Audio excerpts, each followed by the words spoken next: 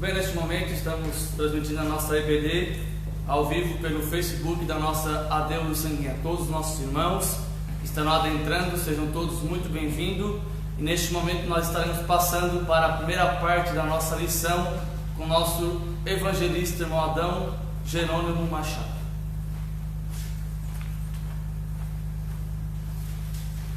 Pai do Senhor, meus amados. Amém. Deus abençoe a todos nessa manhã de 27 de dezembro, que coincidiu com a nossa lição 27. E nós queremos, nesta lição 13, falar de quanto Deus restaura o justo, nessa primeira parte da lição maravilhosa desse dia maravilhoso. Esperamos que o próximo ano seja um ano sem máscara, né? Possamos adentrar o ano já vivenciando alguma coisa que possa nos direcionar para uma respiração mais cheia de ar puro. Quando Deus restaura o justo, glórias ao Senhor. O texto áureo diz assim: e o Senhor virou o cativeiro de Jó, e quando orava pelos seus amigos, e o Senhor acrescentou a Jó outro tanto em dobro a tudo quanto dantes possuía. Glórias ao Senhor. A verdade prática, o nosso comentarista comenta: a restauração do ser humano acontece em razão do amor e da misericórdia de Deus, e não como consequência do esforço pessoal, piedade ou ato de bondade. Nós temos 17 versículos na leitura bíblica em classe. Está em Jó 42, de 1 a 17. Pedimos para os irmãos ler todos um atrás do outro, para que nós possamos ultrapassar essa lição que é em classe, que temos que ler em classe, que diz o primeiro versículo: então respondeu Jó ao Senhor e disse: bem sei eu que tudo podes, e nenhum dos teus pensamentos pode ser impedido. Quem é aquele, dizes tu, que sem conhecimento encobre o conselho? Por isso falei do que não entendia, coisas que para mim eram maravilhosíssimas e que eu não compreendia. Escuta-me, pois eu falarei, eu te perguntarei e tu ensina.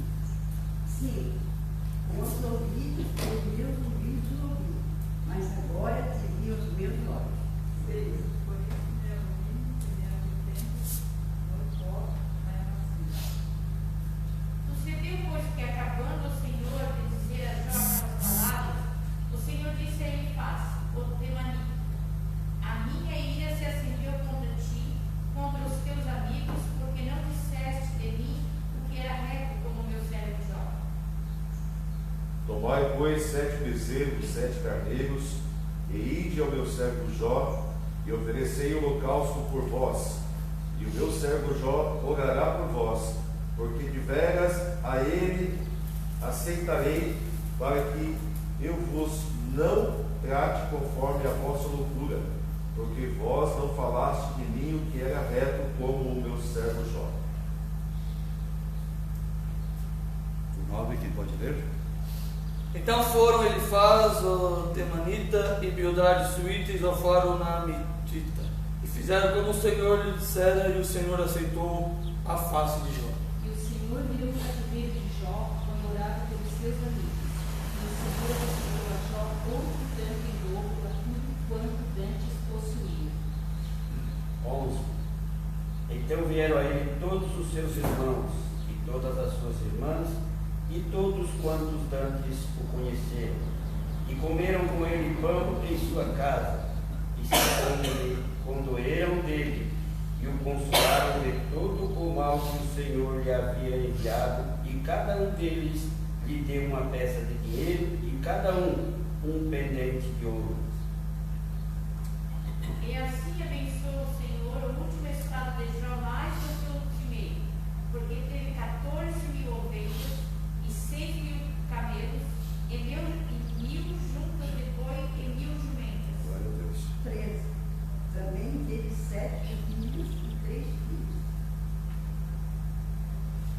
E chamou o nome da primeira Gemima, e o nome da outra Késia, e o nome da terceira Querem Apuque.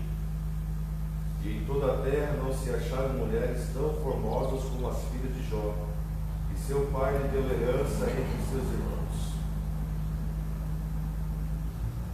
E depois disso, viveu Jó 140 anos, e viveu a seus filhos e aos filhos de seus filhos, até a 4ª geração. Muito bem. O 17. Então morreu Jó, velho e farto de dias. Glórias ao Senhor. Vamos se posicionar de pé, meus amados. Vamos fazer oração. Vamos passar para o professor desta manhã, que é a professora irmã Elba, para ministrar o comentário dessa lição 13. Pai Celestial, louvamos a Ti e agradecemos por estar na Tua casa, neste momento tão sublime da manhã, Senhor, em que vamos ouvir os ensinos da Tua Palavra. Sim. Abençoa quem vai ministrar e abençoa os ouvidos de quem vai ouvir nesta manhã, cheio de graça e de amor, em nome de Jesus. Amém, Senhor. Elba. Grande ao Senhor.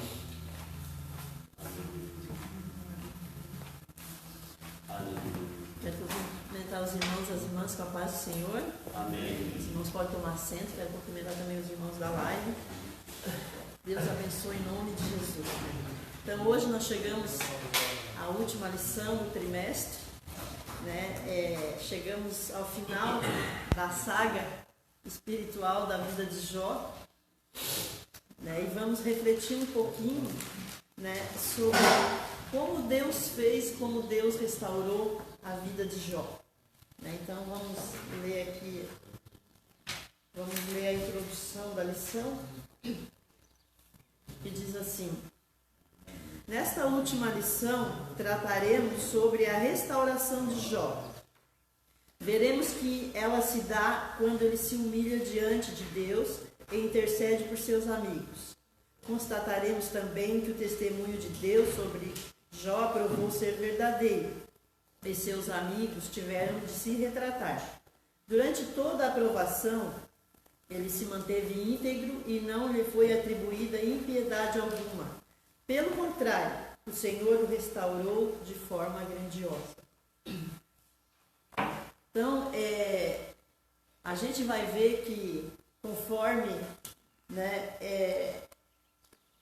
a dissertação do nosso comentarista desse trimestre, pastor José Gonçalves, ele vai dizer que se a gente perceber, se a gente ver, depois de muitas idas e vindas sobre a vida espiritual de Jó, parece que tudo terminou da mesma forma como começou. Jó rico e famoso. Então, todavia, se a gente tiver esse entendimento, se a gente manter esse entendimento de que ele começou rico, famoso, e terminou rico e famoso, e daí? A gente vai ver que se a gente tivesse esse entendimento, mantivesse esse entendimento, a gente não teria absorvido o que o livro de Jó passou e ensinou para a gente, Porque qual é a mensagem do livro de Jó? Ele tenta mostrar uma visão distorcida da religiosidade dos seus dias, da religiosidade da época, onde Deus sempre, que Deus sempre abençoava o bom e punia o mal. Essa era uma visão distorcida da religiosidade de seus dias. E se a gente não tivesse absorvido essa mensagem, com certeza até hoje nós estaríamos pensando assim, E ainda existem muitas pessoas que atualmente pensam assim, ou que julgam a outras pessoas pelo fato delas estarem passando por, às vezes, muita luta, muitos problemas, e as pessoas tendem a julgar e dizer que a pessoa está sendo castigada, está passando por isso ou por aquilo, por causa que ela é uma pecadora. E a gente nunca esquece que a gente também é. Nós sempre sempre estamos em pecado, Então, o que o livro de Jó ele procura mostrar exatamente o contrário, uma oposição a esse pensamento, Então, Jó terminou rico e próspero, sim, mas não da mesma forma como começou, ele passou por uma transformação. Jó passou por uma transformação.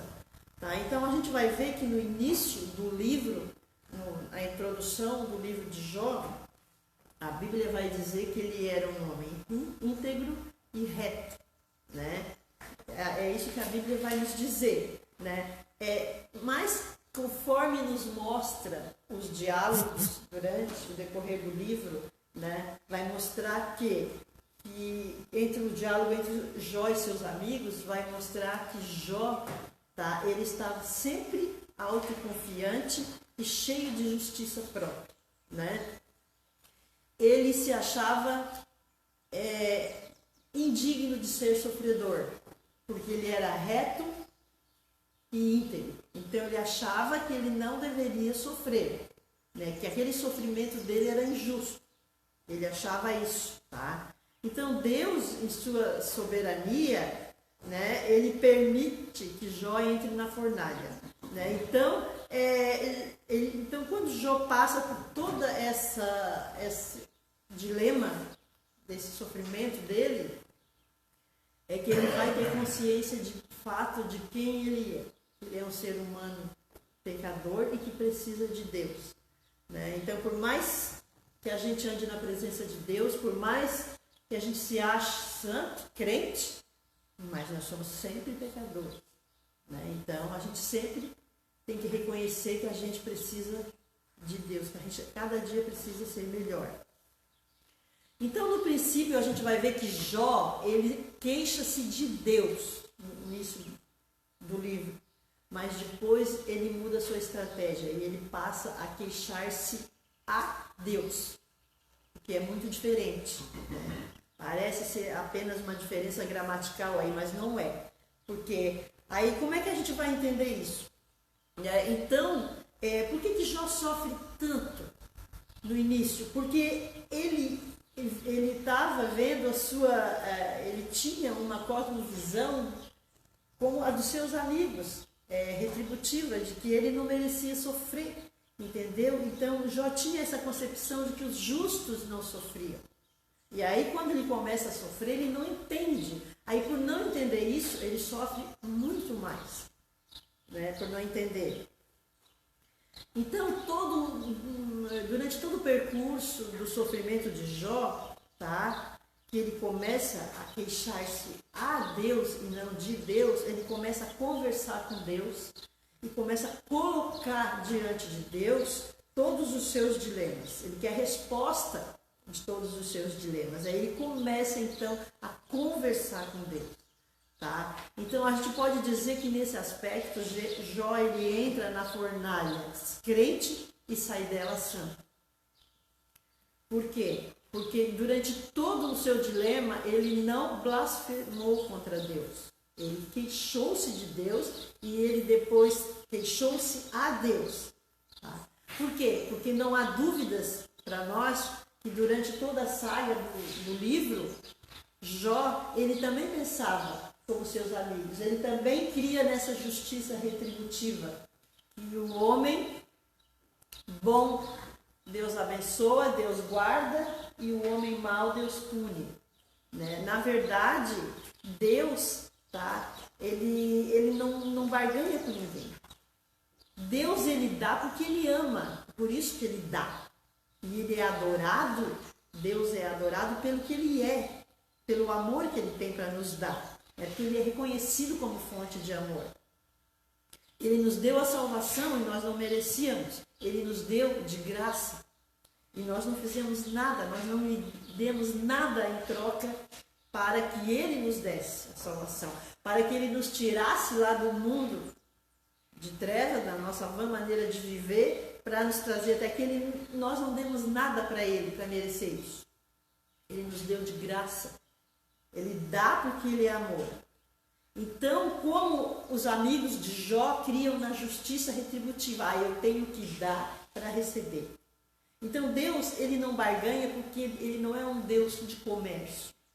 Ele é um Deus de relação. Antes de tudo, ele quer se relacionar com o homem, com o ser humano. Então, à medida que nós nos relacionamos com Deus, Deus acrescenta. A Bíblia diz isso. Né? Buscai primeiro o reino de Deus e o resto te será acrescentado. Por quê? Porque Deus ele quer se relacionar com o ser humano. E aí ele dá para aqueles que o amam, para aqueles que o buscam. Deus abençoa. E não uma barganha. Eu vou na igreja porque eu quero tal coisa. Eu vou fazer uma campanha porque eu quero tal coisa. Não é errado fazer uma campanha. Mas antes de fazer a campanha, nós temos que buscar a Deus porque nós o queremos, porque nós o amamos, porque nós desejamos a sua presença. Entende? Então essa é a grande diferença. Deus conhece o nosso coração, Ele sonda o nosso coração. Então Deus sabe por que nós estamos aqui. O que realmente nós estamos fazendo aqui. Qual é a nossa intenção? A intenção do nosso coração, é isso que Deus sonda. A intenção do nosso coração. E era isso que Deus queria fazer Jó enxergar. Deus queria transformar. Né? Então, durante a lição, a gente vai ver o porquê, né, que Deus faz isso. Por que Deus permite todo esse grande sofrimento com Jó? Porque a intenção de Deus era corrigir, trazer Jó para o caminho certo e não deixar pensando daquela forma, que o justo não sofre. Então, essa lição ela é dividida em 3 tópicos, né? A humilhação, a intercessão e a restauração. Então, como o irmão Vânio pediu para eu fazer um resumo, eu vou tentar aqui falar um pouquinho de cada uma, tá? Entrar na humilhação, depois intercessão e restauração, tá? Para ser mais concisa e mais rápida e fazer esse resumo. Então, a humilhação de Jó, ela começa lá no capítulo 38. Eu vou pedir para os irmãos abrir a Bíblia, quem tem aí, e ler para a gente Jó, no capítulo 2 e 3. Quem abrir a Bíblia aí pode ler, por gentileza.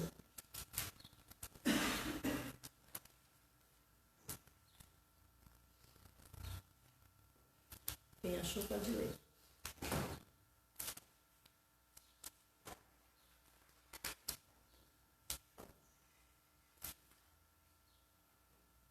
Pode ler Jó 2, Jó 38, 2 e 3. Quem é este que escurece o conselho com palavras sem conhecimento? Agora cinge os teus lombos como homem e perguntar-te-ei e tu responde. Muito bem. Então, aí é Deus falando com Jó, né? Ao final de todos os questionamentos de Jó, de todas as queixas que ele apresentou para o Senhor, né? Porque ele estava sempre na defensiva com Deus, dizendo que era reto, que era íntegro e que não merecia sofrer. Aí Deus fala com Jó, né? Deus faz para Jó umas perguntinhas básicas, né? Sobre o planeta Terra, né?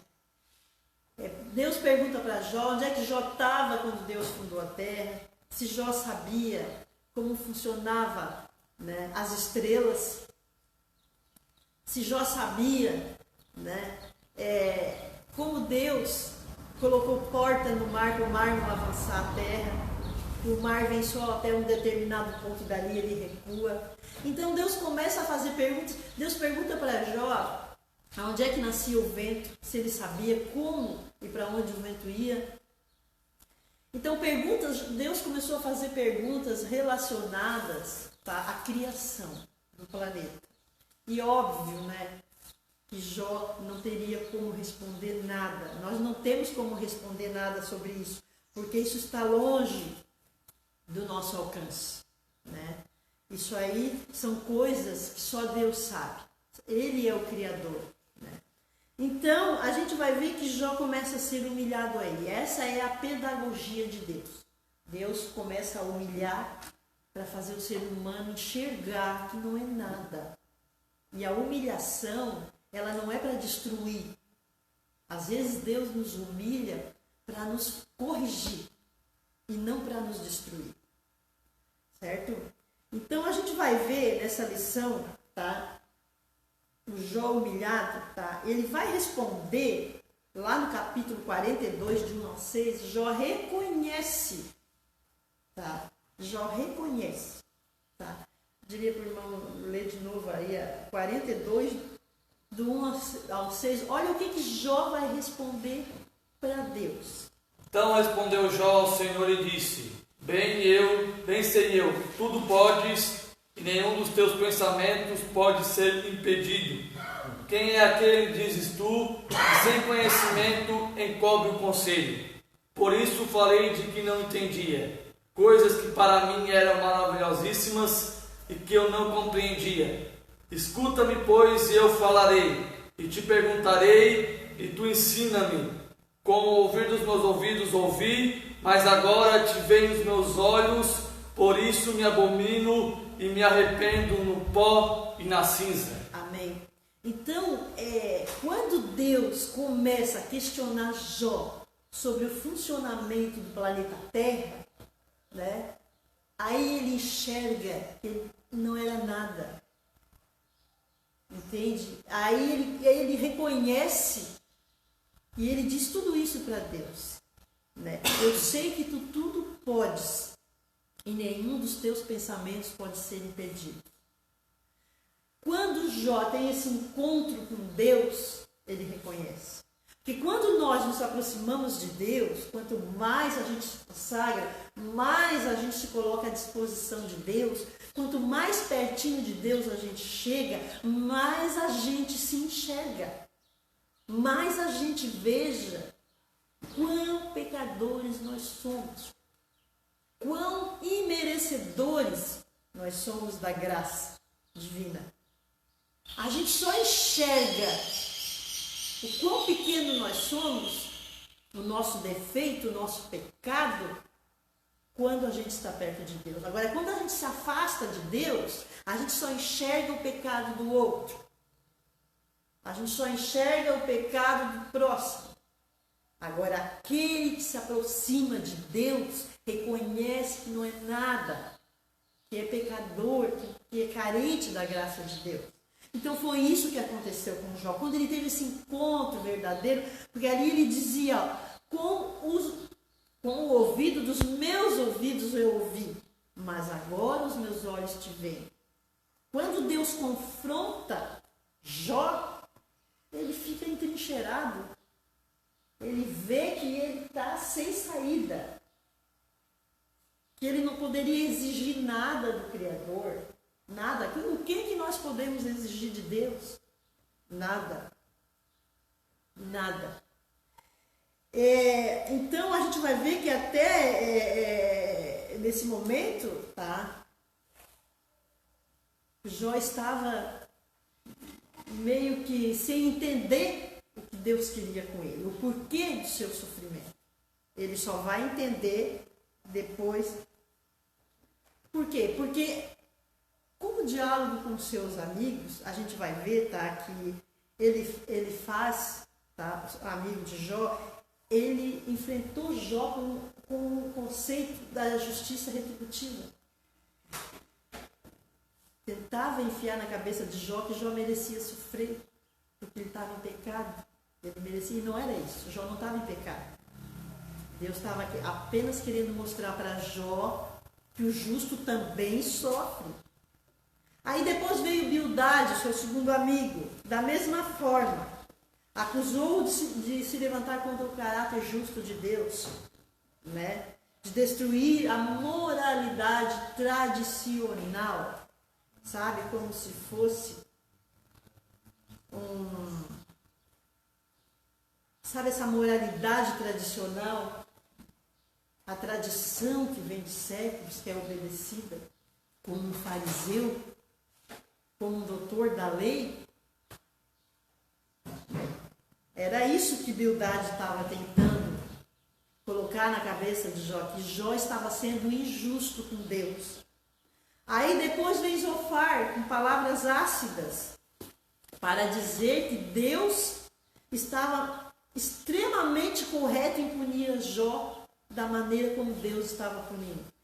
Também não tinha visão nenhuma da pedagogia de Deus. E por último vem Eliú, né, que o alfineta, né, quando mostra sua autossuficiência. Muitas coisas que Eliú falou de Deus eram corretas, mas ele pregava um Deus justiceiro, um Deus sem piedade. Ele não pregava também a misericórdia de Deus. Entende? Então essa é a diferença. E a gente vai ver depois o quanto Deus se aborrece com esses conceitos dos amigos de Jó, porque pregavam um Deus justiceiro. E você sabe que um justiceiro é aquele que não tem misericórdia, que não perdoa, que faz justiça com as próprias mãos, olho por olho, dente por dente. E é isso que Deus se aborrece com isso. Então, enfim, a gente vai ver que Jó, ele reconhece que os seus desígnios, tá, ultrapassam infinitamente o entendimento humano. Tá? Então, Jó, ele sabe, ele entendeu que ele precisava abrir o seu coração para Deus. Em vez de ficar o tempo todo se queixando com Deus, mostrando seus argumentos, o porquê que ele estava sofrendo, o porquê que ele não deveria sofrer, ele coloca esses argumentos, ele abre o coração, ele entende que ele precisava se rasgar no pó da cinza, que ele precisava rasgar o coração, que ele precisava abrir o coração para Deus. Era isso que Deus estava querendo o tempo todo. É isso que Deus quer o tempo todo de nós. Amém. Que a gente rasgue o nosso coração na sua presença, que a gente busque a sua presença, e não que a gente fique se justificando o tempo todo. Ah, Senhor, por que eu estou passando por isso? Ah, Senhor, mas por que aquilo? Ah, Senhor, entende? É isso que Deus não quer de nós, que a gente fique se lamuriando, mas Deus quer que a gente rasgue o nosso coração, que a gente busque Ele. E Ele diz que tudo Ele vai acrescentar. E às vezes é tão difícil para nós, quando a gente está numa luta, entender isso. Né? Uma vez, há muito tempo atrás, aqui nessa igreja, eu e o Eloy já estamos aqui há quase 10 anos, um dia eu fiquei tão apavorada no culto de quinta-feira que eu vi uma irmã entrar por essa porta e gritando e berrando. Que ela não queria mais saber de Deus, porque ela fez uma campanha de 7 semanas para Deus dar uma bênção e Deus não tinha dado. E ela fazia assim, ó, com o braço, e gritava, ele se lamuriava contra Deus. Eu fiquei apavorada com aquilo. E depois a gente tentou lá fora amenizar ela, argumentar, mas foi difícil, sabe? Porque a pessoa vem aqui fazer uma campanha, sabe? E ela não vem buscar Deus, ela vem buscar aquilo que Deus pode dar para ela. Não, ela não quer saber de Deus. Aí quando Deus não responde, Deus não faz, porque Deus sonda o coração, a pessoa se revolta. Não é humilde, não está na presença de Deus, não está convertida. Porque o que podemos nós exigir do Senhor? O que? Né? Então, quem é aquele, né, que tenta questionar o Criador? Quem é a criatura que tenta questionar o Criador? Eu vou dizer uma coisa para vocês, sinceramente. Depois de 5 anos aposentado, quando acabaram com a minha aposentadoria e me chamaram de volta para trabalhar, depois de 5 anos, se eu não tivesse esse entendimento de Deus, fui orar, fui buscar na presença de Deus, eu acho que eu tinha enlouquecido, tinha pirado. Não sei o que tinha acontecido, porque muitas pessoas, muitas colegas minhas professoras, que também estão na mesma situação que eu hoje, também foram chamadas. Uma foi para o psiquiatra, a outra está tomando remédio forte, a outra já está de licença. Entende qual é a situação delas? Porque não tem Deus no coração. E eu disse, não, Senhor, nada acontece se não for o teu querer. Se eu preciso pagar mais esse tempo, se é o teu querer, Senhor, amém. Mas se não, que o Senhor me faça justiça e me dê de volta a minha aposentadoria. Então, quando tu anda com Deus, tu tem esse entendimento, tu consegue. Aí muitas das professoras disseram, como é que tu consegue estar assim, com essa cabeça boa? Eu estou com essa cabeça boa porque eu tenho Deus no meu coração, porque eu entendo que nada acontece sem a permissão dele. Se ele permitiu, é porque é a vontade dele. Se é a vontade dele, amém. Aí eu consolei meu coração, eu consegui me consolar, porque o Espírito Santo nos consola. E às vezes quando vem aquela tribulação terrível na nossa vida, e a gente não está na presença de Deus, a gente se desespera. E a gente começa a fazer loucuras. Entende? Então essa é a diferença de andar com Deus. Né? Então Jó, ele percebeu tudo isso.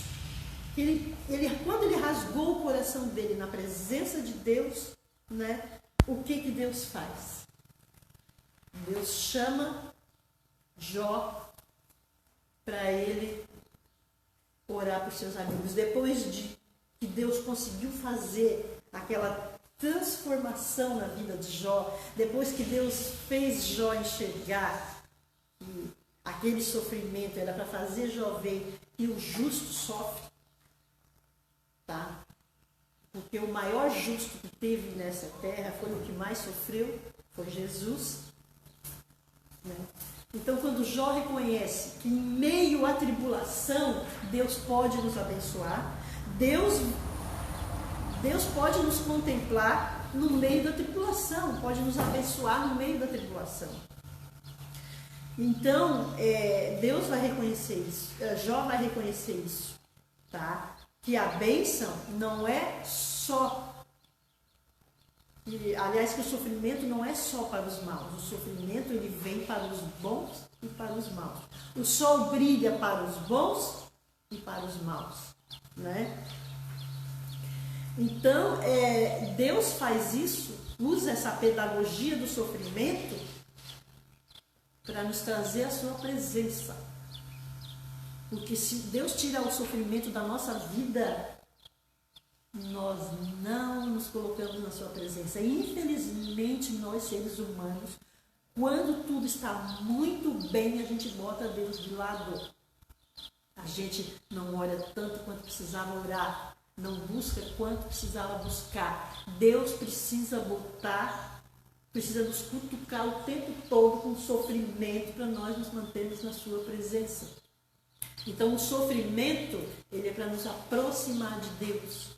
Porque quando a coisa aperta, mais a gente busca, mais a gente faz campanha, mais a gente jejua, mais a gente ora, né? Então Jó, veja que de repente, quando Jó enxerga tudo isso, tá? Ele reconhece que ele é um pecador, que ele merece sofrer. Quando ele abre, ele rasga o coração para Deus, aí Deus vem e pede para ele interceder por seus amigos. E quando Jó intercede por seus amigos, tá? É aí que Deus retribui não, que Deus restaura tudo que ele tem.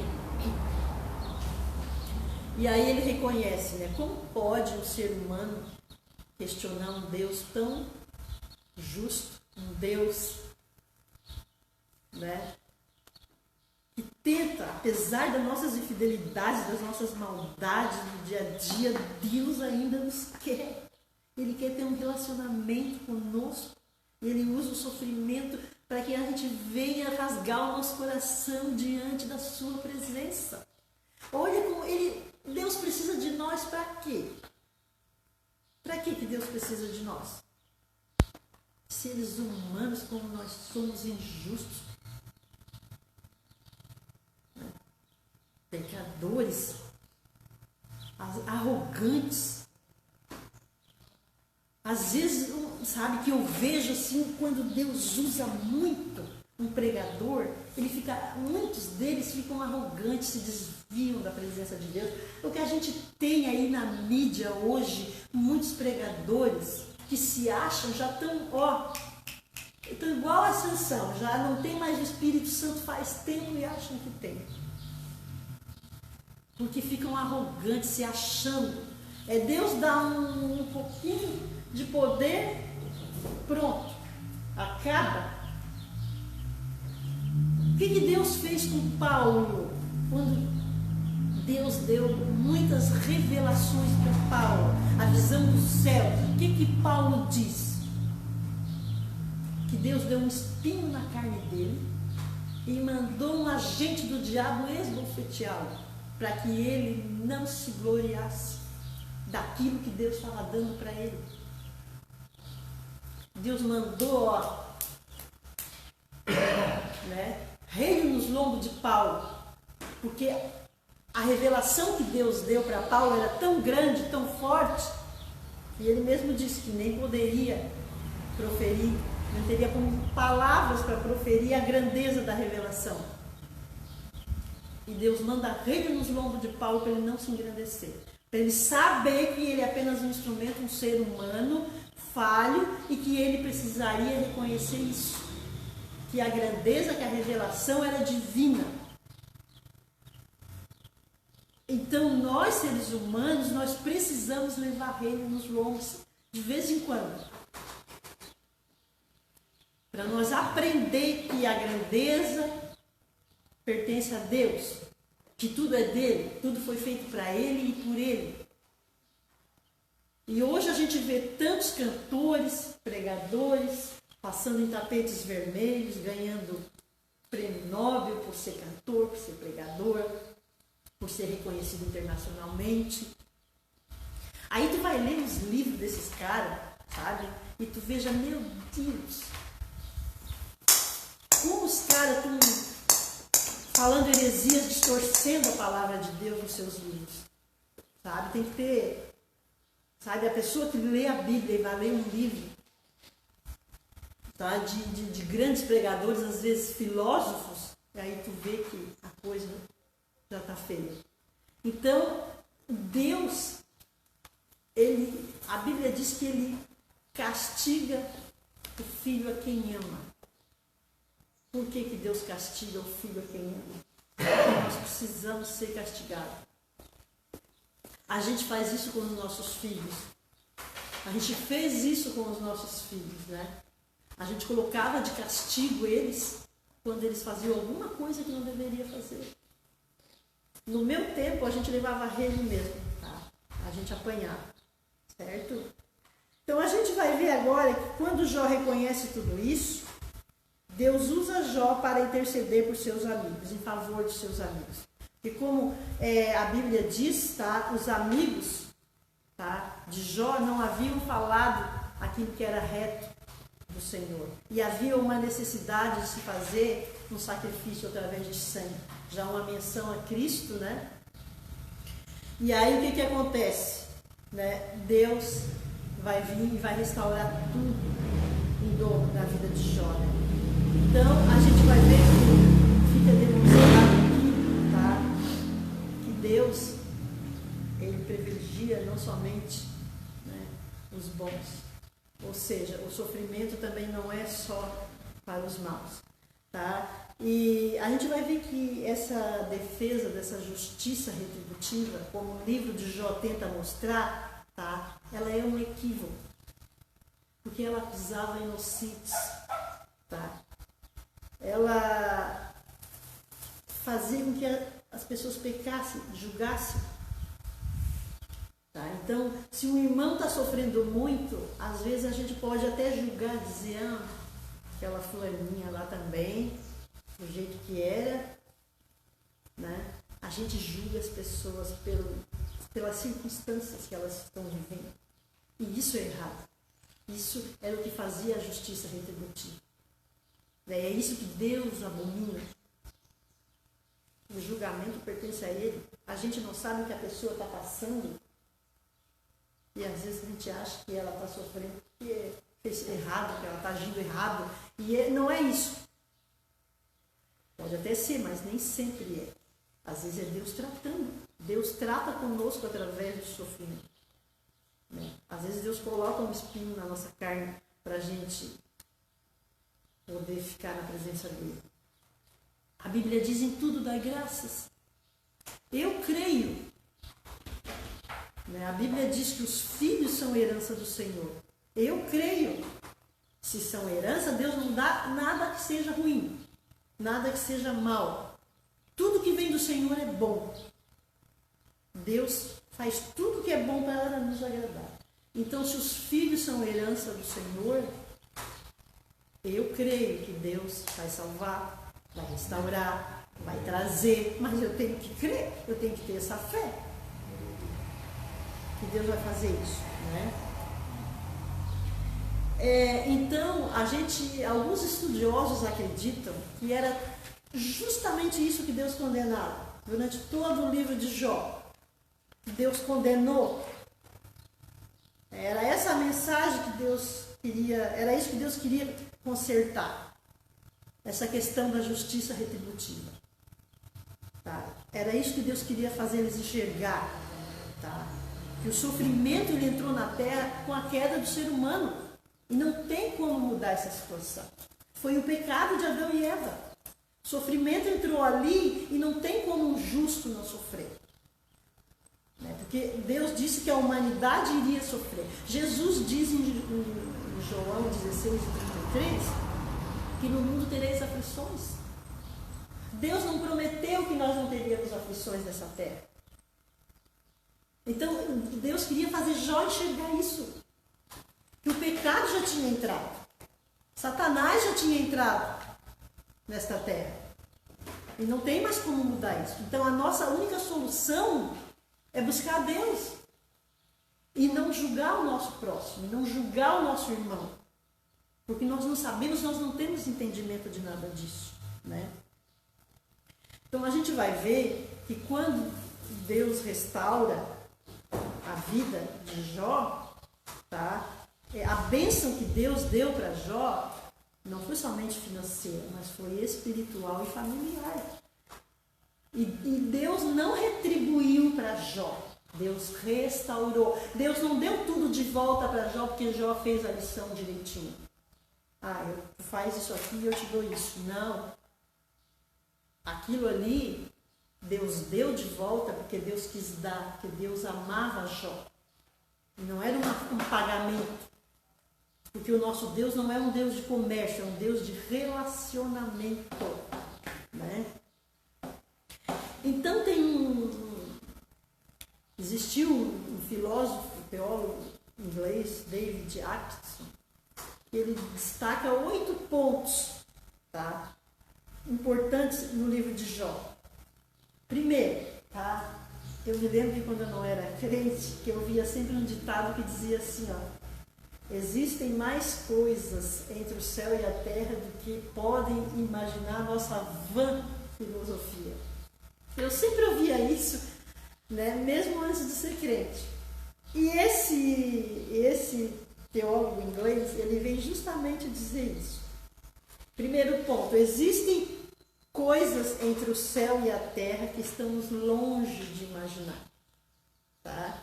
Há incertezas, há quebra-cabeças, há ambiguidades na vida da fé.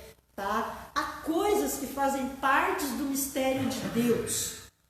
Tá? Então, Deuteronômio 29 vai dizer: as coisas encobertas são para o Senhor nosso Deus. Nós devemos receber o dom que Ele nos dá e nos mantermos de pé na sua presença, usando da fé. Tem muitos mistérios que são para Deus. Por exemplo, essa Covid aí, para mim, é um completo mistério. Há pessoas que são de idade, doentes, que pegam a Covid e nada acontece. Há pessoas que são muito jovens, saudáveis e pegam e morrem. Mistério. Há crentes que morrem de Covid. Mistério. Entende? Então, são mistérios. Está fora do nosso entendimento. A nossa capacidade está limitada. Nós não conseguimos compreender. Está longe do nosso raciocínio. Os mistérios de Deus. Né? Nós somos seres humanos com mente limitada. Há coisas que Deus não revela. Não é para nós entendermos, simplesmente para confiar. Orar e confiar, só isso. Crer e confiar nele. Essa é a vontade de Deus. Segundo, há uma advertência no livro de Jó contra a superficialidade da pregação. Em especial quando se trata de pregar a verdade. Né? Foi o que os amigos de Jó fizeram. Distorceram toda a palavra. Tá? E isso foi o que aborreceu a Deus. E é isso que nós temos que cuidar nos dias de hoje, quem prega, para não pregar a palavra distorcida. Certo? Por quê? Porque nesse aspecto ninguém pode ser ajudado. Certo? Porque se nós queremos impor somente o nosso ponto de vista, a situação fica complicada. Certo? A Luciana já está na hora. Terceiro, tá? Ficou claro na mensagem de Jó que o povo de Deus também sofre e passa por revés. Coisas ruins acontecem com pessoas boas, tá? E isso deve servir de exemplo para nós, certo? Para a gente não julgar ninguém. Tá? No universo da fé, a bênção também advém da dor. O sofrimento cura mesmo quando à sua volta tudo demonstra estar perdido. No sofrimento de Jó, o seu corpo, mente, espírito, relações, emoções e vontades estão envolvidos. Nada fica de fora.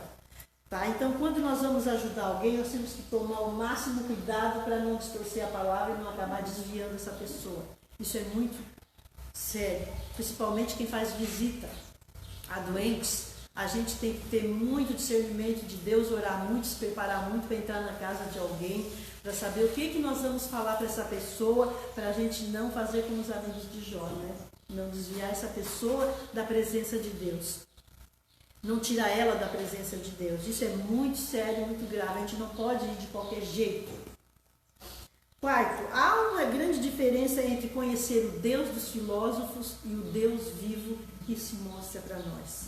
Tá? Isso serve para não nos apegar àquilo que as pessoas dizem de Deus, mas para nós nos apegarmos na palavra, e nós conferir na palavra se aquilo que a pessoa está dizendo para nós é correto. Certo? Quinto, fica o exemplo da perseverança de Jó. Tá? Uma pessoa que tem o Espírito Santo consigo, tá? Ela fica educada para perseverar em qualquer tipo de sofrimento. Ela persevera, ela não se desvia da presença de Deus. Quando ela tem o Espírito Santo, ela enfrenta a luta. Tá? E sexto, a lei do olho por olho, dente por dente, tá? Ela nos torna culpados.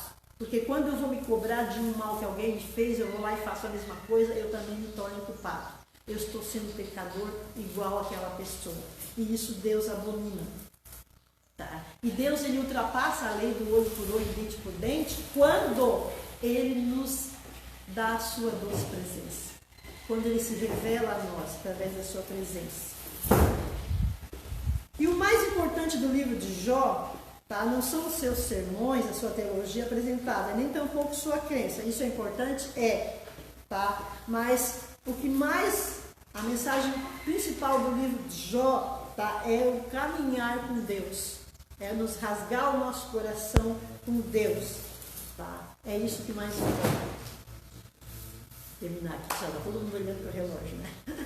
Então, para terminar, para encerrar, então, o interesse de Deus por Jó, tá? Era fazer com que ele fizesse algo além de punir, tá?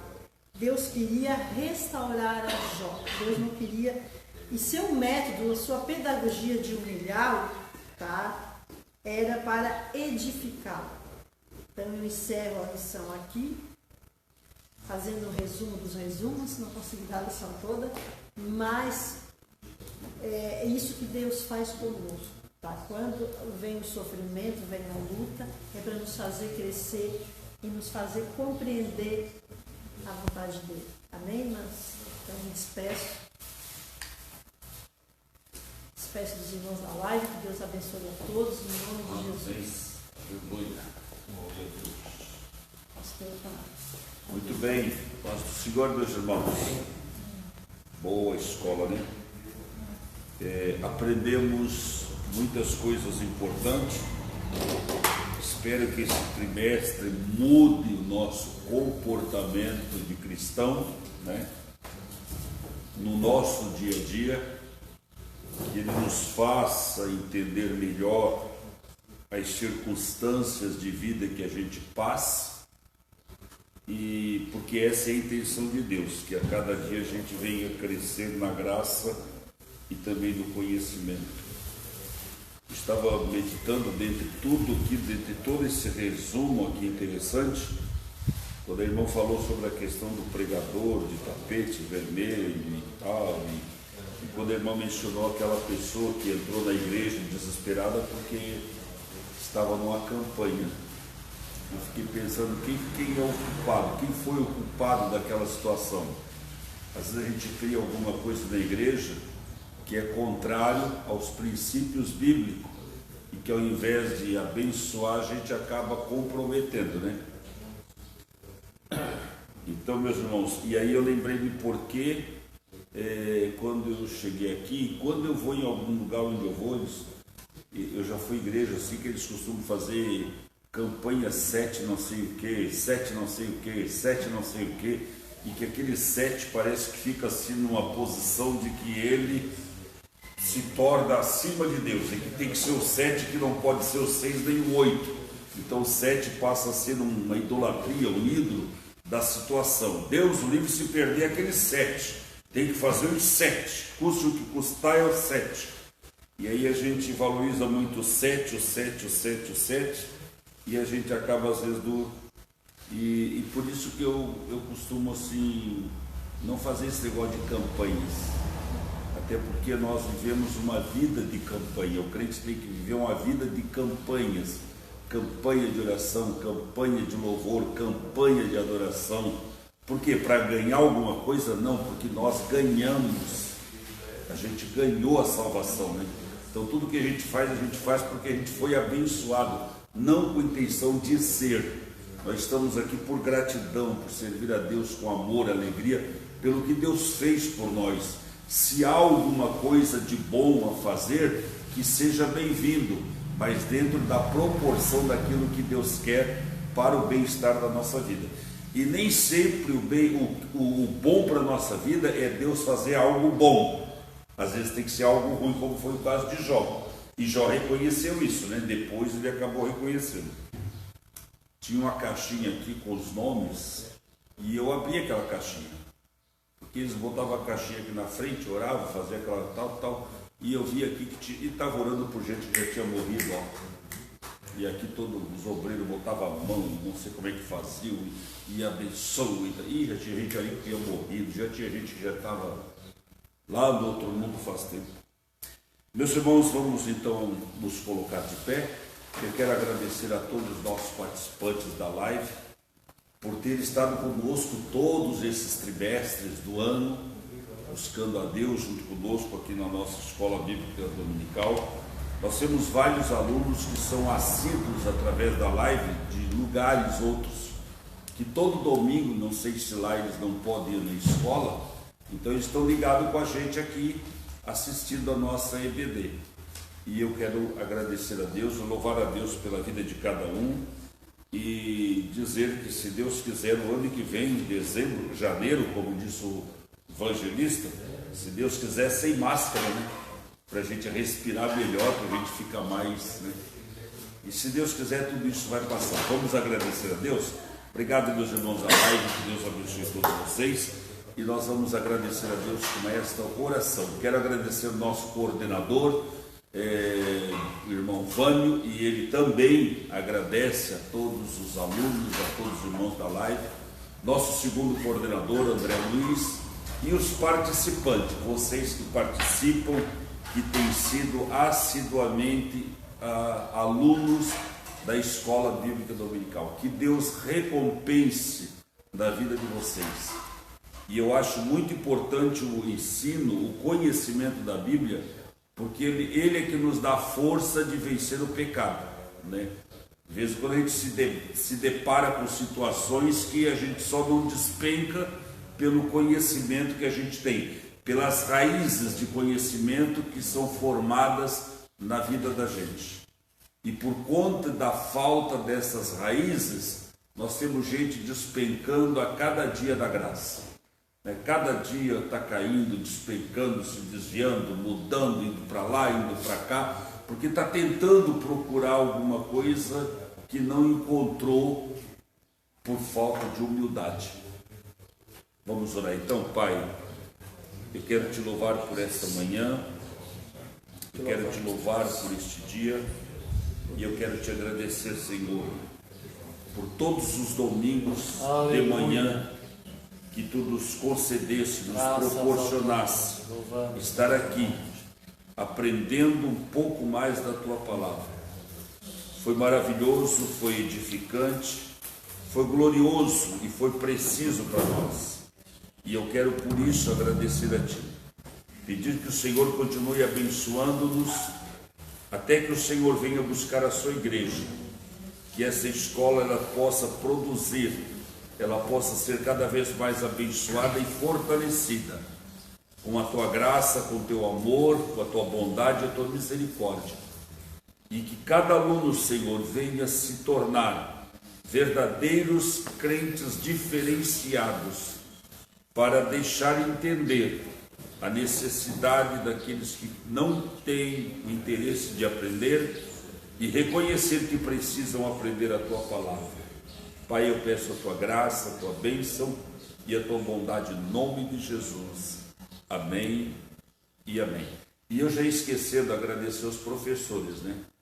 Uma Elba, Evangelíssimo Adão, Ezequiel, presbítero Ezequiel, Roger também. Roger, né, que não está aqui hoje, está trabalhando. E se Deus quiser, este ano que vem, quem sabe mais alguns professores. Pastor Tadeu também. Pastor Tadeu ultimamente deu. O pastor Tadeu, enfim, todos aqueles que têm participado. E em especial os nossos alunos, né? Porque vocês são a razão de nós estarmos aqui ensinando. O senhor também. E o pastor também como professor? Obrigado. Estamos aqui na luta, batalhando e nos esforçando para fazer aquilo que é preciso. Obrigado. Deus abençoe meus irmãos. À noite vamos ter aqui um culto abençoado, tá bom? Com a participação da nossa juventude.